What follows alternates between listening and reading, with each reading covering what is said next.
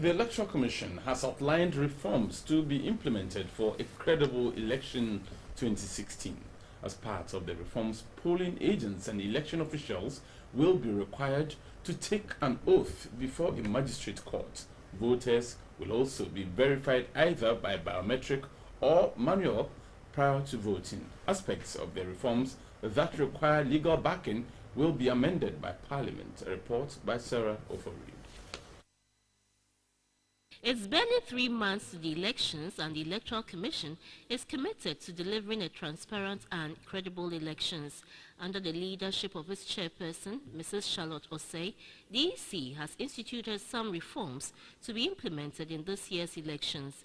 The media was engaged by the Commission because they play an integral role in the electoral process. Sometimes the media cause certain blunders because they are not familiar with the issues, or they are not on top of the issues, and so therefore the blunders they cause are rooted in ignorance.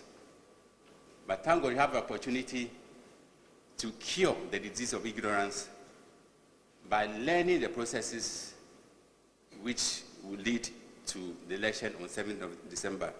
Enlightening them, therefore, gives the electorate the chance to make informed choices and act responsibly. Mrs. Osei took editors of the various media houses through the 27-point reforms.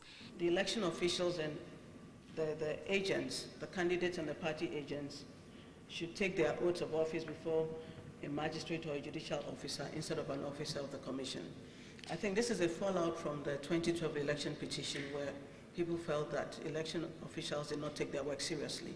And their belief is that making them swear an oath before a judicial officer would make them take their oath more seriously than an officer of a commission who they probably have a more familiar relationship with.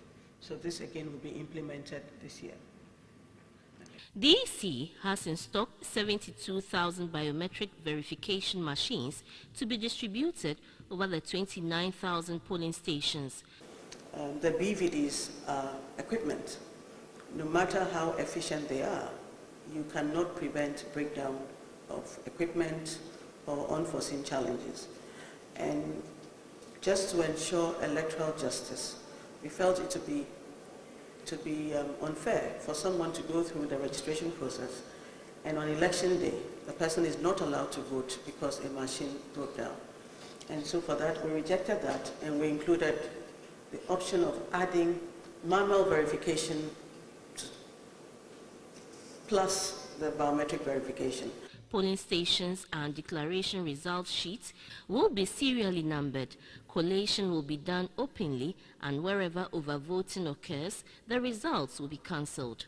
No polling station will have more than 850 voters queuing, and provisions have been made for persons with disability and the vulnerable. EC officials are required to have higher educational qualification and will be trained on the electoral processes. Those who default may either be jailed or fined. The Inter-Party Advisory Committee, IPAC, will also be institutionalized, and political parties will be furnished with lists of polling stations, locations, codes, and names of returning officers for scrutiny. Ghanaians abroad working in the missions and international organizations can vote through proxy. Candidates dissatisfied with results can order for recount, but only at the polling stations, not at the collation centers. Sarah Ofori, GBC 24, Accra.